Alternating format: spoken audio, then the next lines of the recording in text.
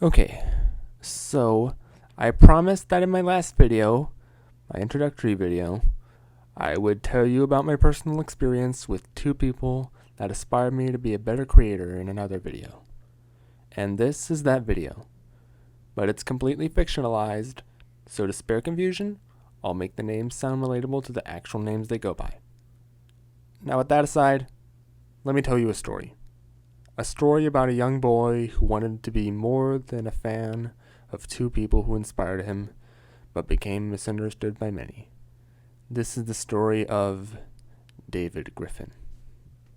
Now, David Griffon was an aspiring artist and animator who had autism. So he saw the world a different way than other people. He understood the feelings of others very well and tried his best to be a good person. He also wanted to help people in need, even though they didn't ask him for help in the first place. So you could say his heart was in the right place, but his brain was still developing. But he felt like he had a purpose to help people and give them all the support he could possibly give. He just didn't know who to help. Suddenly, the answer came to him like a bolt out of the blue. You see, one of his favorite music/remix artists, who goes by the name of Recollector, was having some issues that he brought up in a few of his talk videos on YouTube.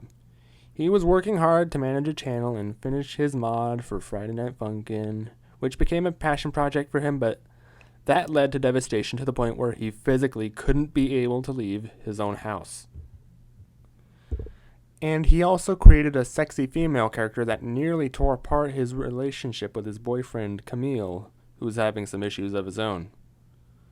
But they still loved each other, and that was something David adored. And he felt that he had a lot of things in common with both of them. So he decided to try and help them, while still trying to accomplish his own dreams, which was making his own series. His first attempt to keep in touch with Recollector so he could give the guy support through the hard times he had was to join his Discord server, since his parents allowed him to get Discord for a 2E school called Bridges Academy, and a lot of kids there used it. But there was one problem. He was new to Discord, and he was already transferring to a new school, so he didn't know how servers in Discord worked, which led to a bit of harassment by the moderators, even though he was trying his best to be nice, or if it seemed that niceness wasn't going to help him survive on Discord. But did that stop David? No siree. He made himself some friends on that server, and he tried his best to be a pleasurable person to be around. But he was misunderstood by a lot of people in that server, as he tried to follow the rules but broke them on accident, and didn't know the definitions of words that people in that server threw around. He was confused, but he still tried his best to be good. But even though there were people pushing the poor guy around, there were some people on his side. Even Recollector stood up for him at one point when he was getting bullied. David was eternally grateful for that act of kindness, and he wanted to repay Recollector in some way. So he tried to make some fan art of him to do so. But the design of Recollector's OC was pretty hard to get down without proper reference. Still, he tried his hardest. Unfortunately, he got banned from the server before he could continue working on Recollector's fan art. David was heartbroken.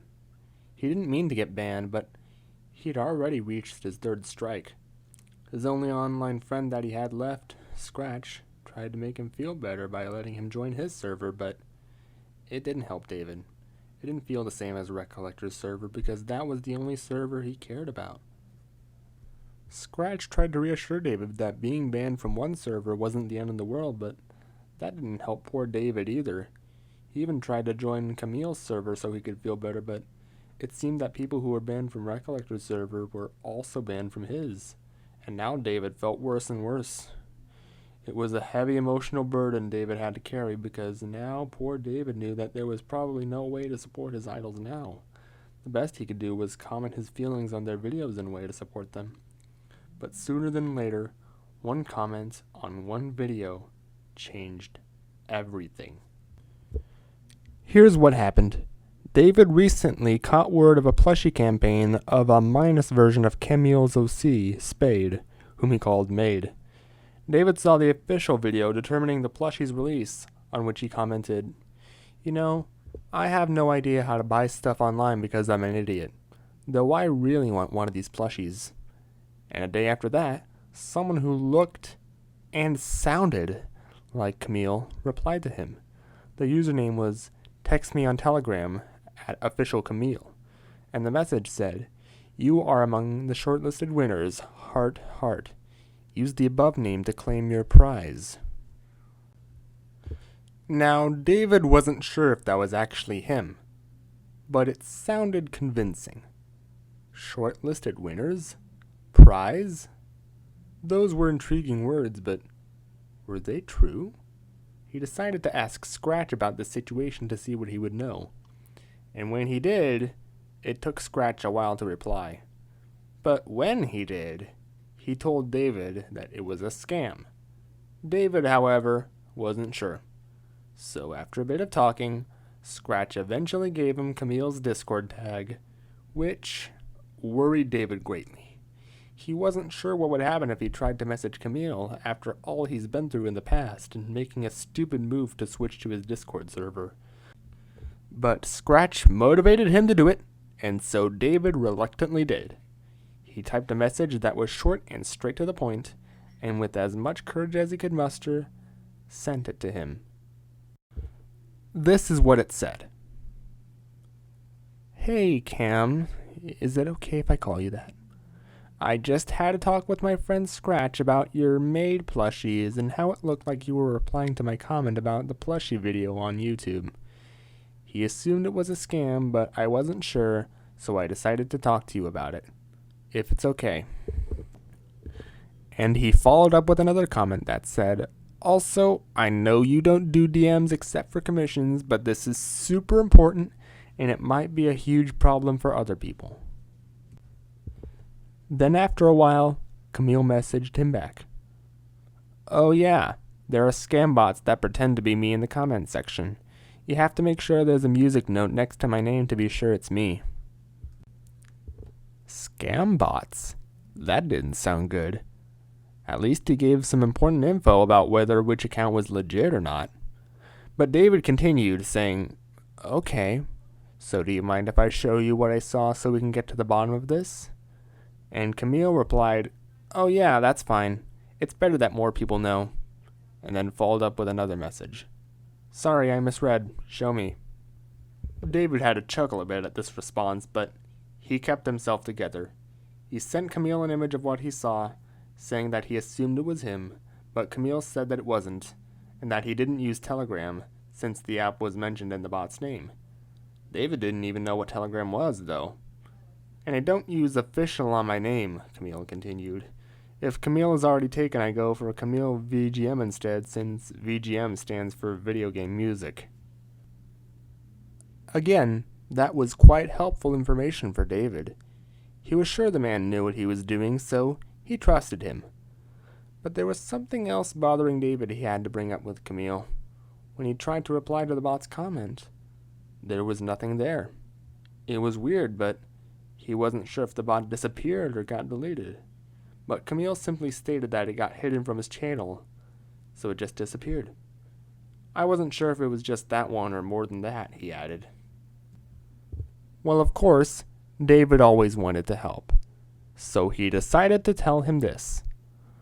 "Well, I'm pretty sure there might be more. Maybe I could let you know if I find any more." And that might have made Kameil feel a bit better as he replied, "Yeah, that would be helpful. Thank you." But David wanted to return the gratitude by saying, "Nah, I should be thanking you. You told me a lot of useful stuff. Also, you trusted me, so that makes me happy." He even admitted that he was kind of nervous about messaging him since he didn't know what the outcome would be if he did. "But you were actually chill with me," he noted. "Like you always are, right?" And David didn't think he would answer, but Kameil responded like this. "It really depends how people talk to me. You approached me just fine with something important, so I was fine with responding." David was a bit surprised by this. He always liked taking a gentle approach when he DM'd people, but he didn't think someone like Kameil would be fine with responding to him when he did. "Oh," he said, I thought it was because I'm a teen, but I'm not really as bad as you think I am." There was something else he wanted to ask him, though. He was doing this project for his entire school year at a private school that educated the twice exceptional, and he thought he could possibly use Kameil's help, if there was any way he could. David showed him the form and asked him if there was any way he could help out. "You don't have to if you don't want to," David mentioned, since he didn't want to waste anybody's time. Then a response came back. "I'm sorry, I don't really have time to at the moment." And that made David feel like he was wasting his friend's time, so he sent this. "Oh, I'm sorry to bother you about it then. I kind of feel like a jerk." But it seems like Kameil didn't want him to feel bad about it, so he reassured him. "You're fine, don't worry. I just can't really give a lot of time to people, as my life moves quick. Lol. It's rare when I can give people more than just a moment." But did his life really move quick? David wasn't sure, but he was curious, so he asked, "Really? Why do you think that?" "My time is usually occupied by work and close friends," Kameil replied. "I'm just one guy, so I can only give everyone else just a quick message, and that's it." He also added, "I'm also just not very social, so it's hard for me to talk to people I don't know unless there's a clear reason." Of course, David had empathy for him. He knew how it felt to talk to strangers, especially if he knew about them, and how it felt to work on something really important. So he decided to give him a heartfelt message. This is what it said. "Oh, geez. I'm sorry to hear that you have all these burdens and trust issues weighing you down. But you know what? You're not just one guy. You're like this whole person. And you're the nicest, coolest, most talented person anyone's ever met. People should be so lucky to have you as a friend." "And I'm not just saying that," he added. "I actually mean it. I'm being as honest as I can with you right now." It's true. David meant every word of it. He knew that all people, even him, have feelings and find trust the most difficult thing of all. And of course, he wanted to show these feelings to his friends, and even try to make them feel better about themselves if they were doubting what they were trying to do. But Kameil didn't respond. Maybe it was because he was so touched by that message, or surprised that someone would say something so heartfelt to him if he ever had. David wasn't sure, though. He just thought Kameil didn't know what to say. After a few weeks or so, however, David had a small party for Dia de los Muertos in his Spanish class, which was the Day of the Dead in Mexico. And that caused David to have a thought. He knew Kameil had some Mexican heritage, so he must have celebrated that holiday. Maybe he could ask? And that was when David decided to check in on him and see how he was doing. He sent about only 1 or 2 short messages during the remainder of the holiday, but even when he was being nice, he didn't expect a response like this to come back. "Look, I don't want to sound rude, but I was only available to answer a quick question. I mean this in the nicest way possible, but please stop messaging me. I don't do casual DM conversations. I don't even talk to my friends in DMs." It took that message to get David to realize the gravity of what he was doing wrong. Every single thing. He felt like a complete idiot. He tried to apologize, but it was probably too late. Nobody would ever want to talk to him again online. At least, that's what David thought. He didn't know what to do by then.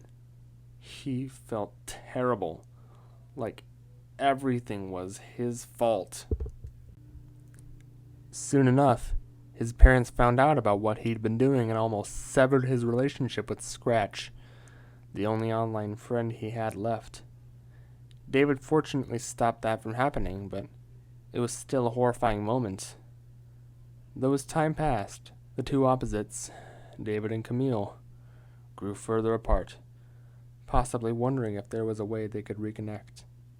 There were too many things weighing David down, though, and that moment was one of them. David even got into more arguments with his parents and was even more sensitive than he was at school, getting sent to the office multiple times for it. And all that made him feel worse and worse, and even more worse than ever. Still, they haven't spoken after that for quite a while. Kameil probably forgot about it, but for David, it hung over him like the sword of Damocles. He even talked to Scratch about it, who told David to leave the guy alone. At least no DMs. Which made him feel worse. He only wanted to help his role model. One of them anyway, but he felt as if he made things worse for their relationship when it just started. He wasn't sure if he would ever want to talk with him again after that, because he was scared from the start. David couldn't let go of that moment, though. He never could for quite a long time. And as he gave Kameil some space, there was still that big black void deep in his heart, waiting for it to be filled with love. But he felt worthless, insignificant, a speck in the universe that deserved to be stepped on. He didn't want this entire topic to be brought up for a while. But that changed when Kameil and his boyfriend Recollector had some plushie campaigns, which brought back the trauma inside poor David. So much so that he decided to make a video about it, which he was scared to create, but he knew he had to in order to get it off his chest and get people to take notice of it. And he wouldn't post any other videos after he made it. That video, however, is the one you're watching right now. Yeah, that's right. I was portraying David Griffon. This actually happened to me. I didn't want it to either, but there was just too much bullying towards me on that server. And if you want to know the real identities of the people I mentioned, I'll link them in the description. Also, I'm really sorry if I made some of these names sound too obvious. I also apologize for revealing a private conversation out on the internet. That was not my intention. Anyway, I did tell you all before that I wasn't going to try and make any more mistakes and fix any other mistakes I made in the past, and this is one of them. A really big one, because it's so personal. I'd do anything to mend these wounds, and I take full responsibility for my actions if I did anything wrong, so I am trying my hardest to change. I swear.